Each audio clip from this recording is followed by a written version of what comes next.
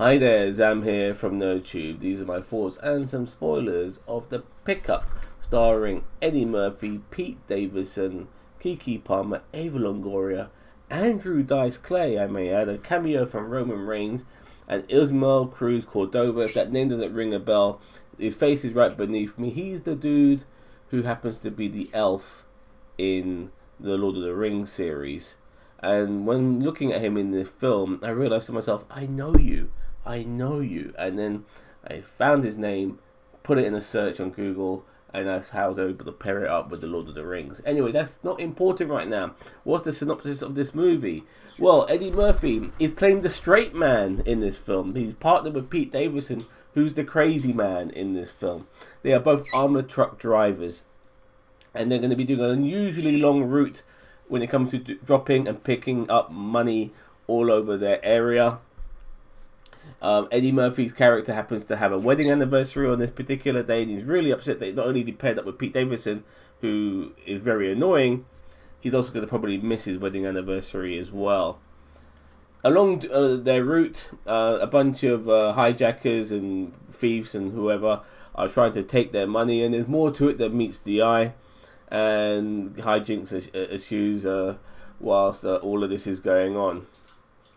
This film is not that great, I'll be honest with you, but there are films that when you watch it, you think to yourself, okay, I don't expect this film to be great, but is it palatable? Is it passable? Will it, pass an hour and a half or so of my time? Will I enjoy it?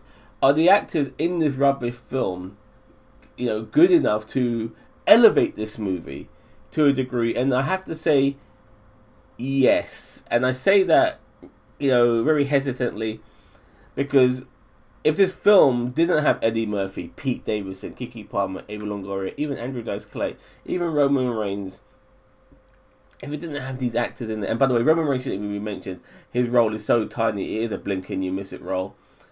But regardless, if it didn't have these other actors in it, these veteran actors like Eddie Murphy and Ava Longoria, and Pete Davidson, who's very talented, and Kiki Palmer, who's been around for a lot longer than people realise, is absolutely gorgeous, and she does a really good job in this as well. And Andrew Dice Clay, he is a dickhead, don't get me wrong. He's an absolute dickhead, but at the same time, he's got a cult status about him too. If this film didn't have those particular actors in it, it would be shit. It would be beyond shit. And then this film is still shit, don't get me wrong.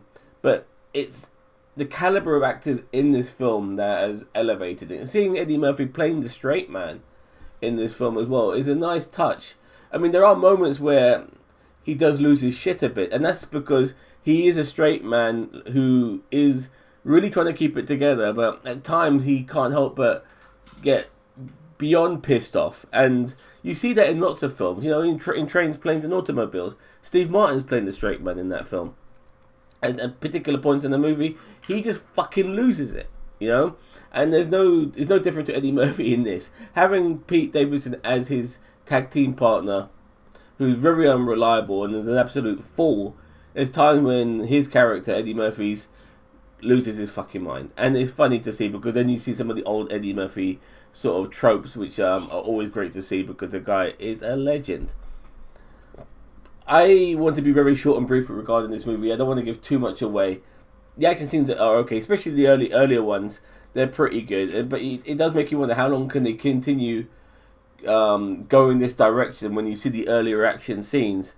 But eventually the film does take a diversion, so to speak, and it makes you wonder what the hell's going on, and you kind of figure it out what does go on when it comes to maybe the latter half of the film.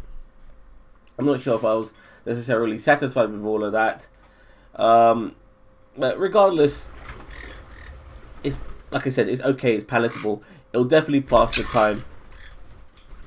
It's always nice seeing Eddie Murphy back on our screens in some capacity, even if he's making dross like this. Like I said, it's him being in this dross, that's an English word for crap, that kind of elevates the crap. And like I said, all these other actors, Ava Longoria now, she's really playing these sort of like minor roles now, really small supporting roles, and she's no different in this. But once again, she's a good actress, and she elevates this. Pete Davidson, so talented, elevates this. Kiki Palmer, underrated, elevates this. Andrew Dice Clay, a legend, even though he's a dickhead, elevates this. So I mentioned all this earlier. I'm going to say it again. It's good actors being in a crap film that makes it better. So for that reason alone, I'm going to give this piece of shit a 6 out of 10. I would give it a lower mark if it didn't have these guys in it. But it just about gets an above average rating, and there's some funny moments that made me chuckle, I'll be honest with you. So there you go.